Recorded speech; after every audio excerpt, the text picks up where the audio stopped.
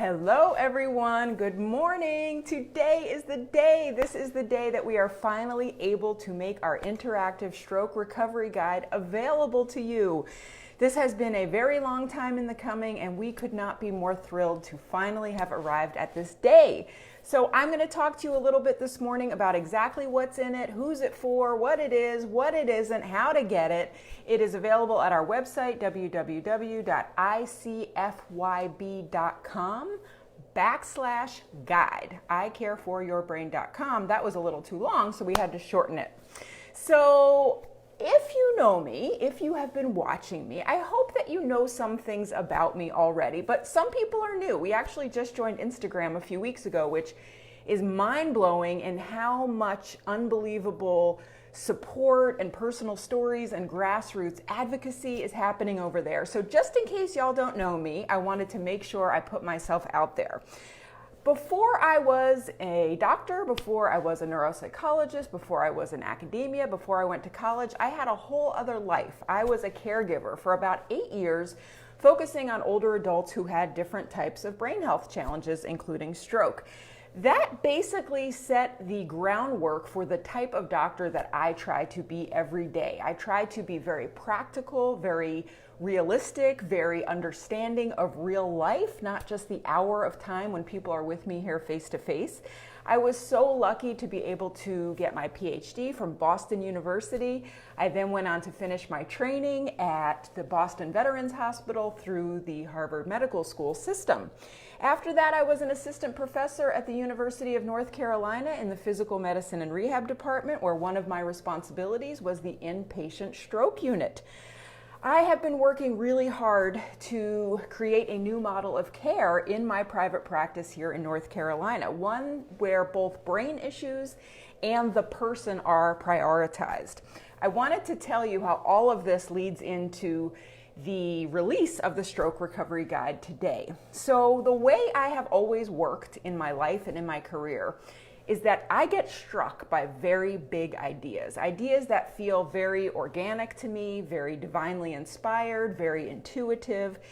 And I have a sense of responsibility, and I think what I'm best at is putting in the hard work to actually realize that into something, into a way of connecting with people to make the experience of having a brain health challenge better. I see a lot of unnecessary suffering that comes from two simple things: a lack of information, and I'm talking high-level neuroscientific information, high-level neuropsychological concepts. There is no reason that this information should not be known by every single person who has any type of brain health issue. It's just a matter of communicating in a way that's understandable. The other thing is a lack of psychological support. We can somehow become so focused on this 3-pound organ that we forget that it is attached to a person who has a family and a life and a spirit. So what I love about neuropsychology and the projects I choose to do are that we really try to focus on both of those things. I have known throughout my career when something is not working for me and when I need to reinvent the wheel. My whole career was spent building towards the idea of being in academic medicine. I just assumed I would become a professor. When I was at the moment of getting everything that I ever wanted, I had a very strong realization, this intuition alarm went off in my soul that told me this was not it, this was not right. I had to listen to my inner voice. My inner voice told me that I had an intense call to action, that I needed to correct some injustices that I saw in the healthcare system, and I felt very compelled to work as hard as I could, no matter what that meant, no matter if I felt like I was going off into the unknown. And this is really how I started my practice. It was not one thing in traditional brain health care that brought me to where I am today. It was the overall trend in the field of spending more time documenting than face-to-face with my people, more time in meetings than connecting with family, more time working on research than working directly with people who really needed my attention and my direct support. I do not share these things about my academic accomplishments to brag or to boast, but simply to make one point. This point is that big opportunities like the ones that I have been given create big responsibilities. And that is really the guiding belief that brings us here today to the Stroke Guide. I have had one of my famous realizations, and this was that a new model of stroke recovery had to be offered. And I asked myself my same question: if not me, who? I knew that the stroke recovery guides out there did not have enough evidence-based information with this high-quality education that I know really helps people. Did not think they were supportive enough of the whole person, of adjustment, of the emotional trauma that can happen with stroke, and didn't just feel like it was generally respectful of the expertise that people and their caregivers bring to the table, right? They were written to me too much of a top-down kind of a attitude or an approach. So over the last year and 5 months, I have been with you here on Facebook every Wednesday at 6 o'clock. We've done over 100 free science-based brain health lectures, and I'm really proud of that. That was really my goal a few years ago, was to go from one-on-one in my office to one-to-many in this type of a free platform. This was really an awesome breakthrough for me. A few months into doing this, I was invited to some Facebook stroke support groups, and I was so impressed with these people. I was so impressed with their strength, with their drive. I didn't realize it at the time, but in my mind, click, click, click, click, click, I was listening and learning and developing what would now be in the Stroke Recovery Guide. There was one post that really got me. This was on a Facebook group called Young Survivors of Stroke Global Network. This was a person who had run out of insurance benefits, who was in tears because she literally did not know how to go on with her recovery. She had no guidance, no therapy, no support. And there I was, that familiar surge of responsibility, of creativity, of feeling like I think I can offer something better. And I knew I had to get busy working. I'm not gonna lie, I thought this was gonna be a 10-page project. And a year and 6-ish months later, here we are at 116 pages, getting ready to get it out there in the world today. So it's a big day for us here. It's an emotional day. I'm excited. So I want to tell you specifically what it is. I want to tell you what it is, and I want to tell you what it isn't. Every single brain is different from the get-go. Every single stroke is different. That means every single stroke recovery is going to be different. I don't think it's possible to write a stroke recovery guide that is going to address every single person and every single symptom. So what I thought the challenge was to identify the top 10 rules of rehab that, once they were known, these principles of neuroplasticity, these principles of psychological healing, that no matter what the symptom was, it was kind of a guide, a road in towards making the very best recovery that you possibly can.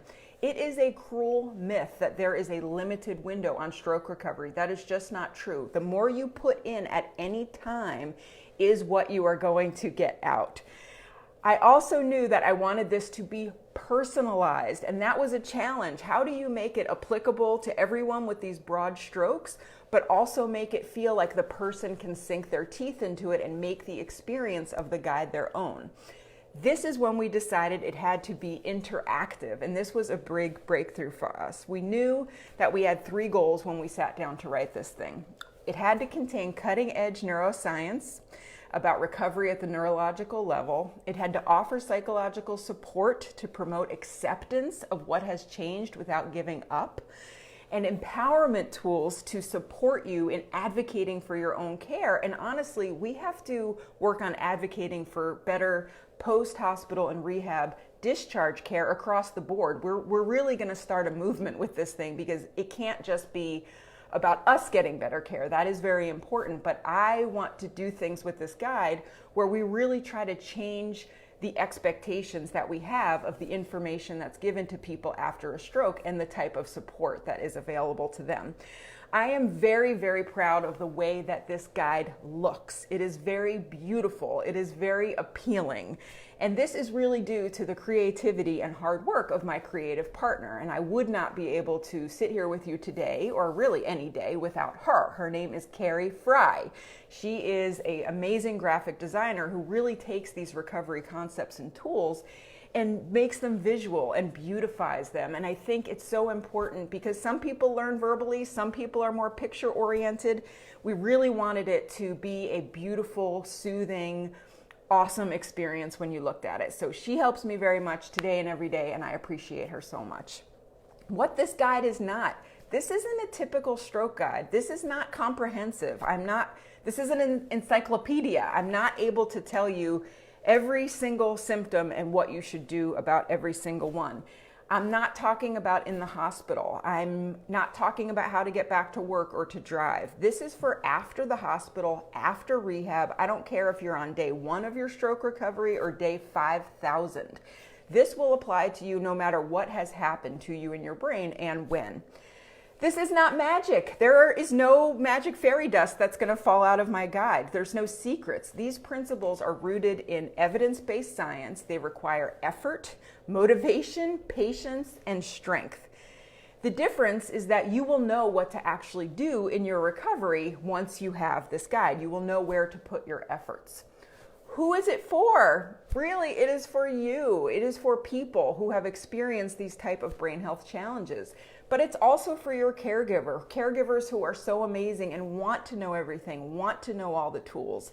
And it's really for healthcare professionals, medical, rehab, therapy, physical therapists, occupational therapists, speech therapists, rec therapists. There's so many people out there who work in stroke that do it because it's a labor of love for them too, and they want more and more information, but maybe they don't really know exactly where to go to get it.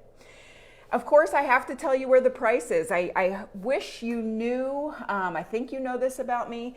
If I could give this to you for free, I would do that in a heartbeat, but you may be shocked to find out how much it costs to print 116 pages in beautiful color. It is very expensive. There was a while where we were feeling like because of all the time and money that went into this, we were going to have to charge about $100 for each stroke guide. And that was difficult because I knew that that meant not enough people would be able to get it. We got to work on this, and because of the generosity of a very wonderful organization in my community in Pinehurst, North Carolina called the Foundation of First Health, we were able to get a grant to support the printing of the guide. And in fact, 2,000 people who are going to be discharged from my local stroke center will be getting this guide at discharge to help make that transition easier for them because of this foundation. That meant that we can offer you this guide for $27, which is something that means a lot to me personally, because that means that more and more of you are going to be able to get this guide. We're also throwing in a bonus, which is that we are going to be creating a special Facebook group here on the I Care for Your Brain Facebook page that's just going to be for you folks who get the guide. And it's going to be where we talk about it, answer the questions, because I have a lot of people that follow me here who have Alzheimer's, who have had different types of brain health challenges, and stroke has really become this huge mission for me, and I think that we need to have our own special space on here. So if you are able to get the guide, you will get a special invitation to join this group here with us on Facebook. We're still going to do all our same old I Care for Your Brain stuff, Wednesday night lectures. It's just going to kind of be a whole new additional world out there. So how can you get this thing? You can go on our website, www.icfyb.com. That's icareforyourbrain.com/guide. There is a limited supply. Because it was so expensive to print it, we really weren't able to print that many. We will go forward in the future looking for other resources to support the printing to keep the price down. But if you want to get the guide, I really would encourage you to try to get over there today and pick up your copy. This is a beautiful day for us here so much. I think you can see I'm having an emotional day so far. Hundreds and hundreds of hours of hard work have gone into this, but I think what matters more to me is that I really feel like it's my best effort. It is really a dream realized to offer a new model of stroke recovery from my neuropsychological point of view. So all of you who have been here with us, every single comment that you have made, every time you have watched one of my videos, there is a part of you that is in this guide. So thank you all so much, and I look forward to continuing this journey with you. Bye-bye.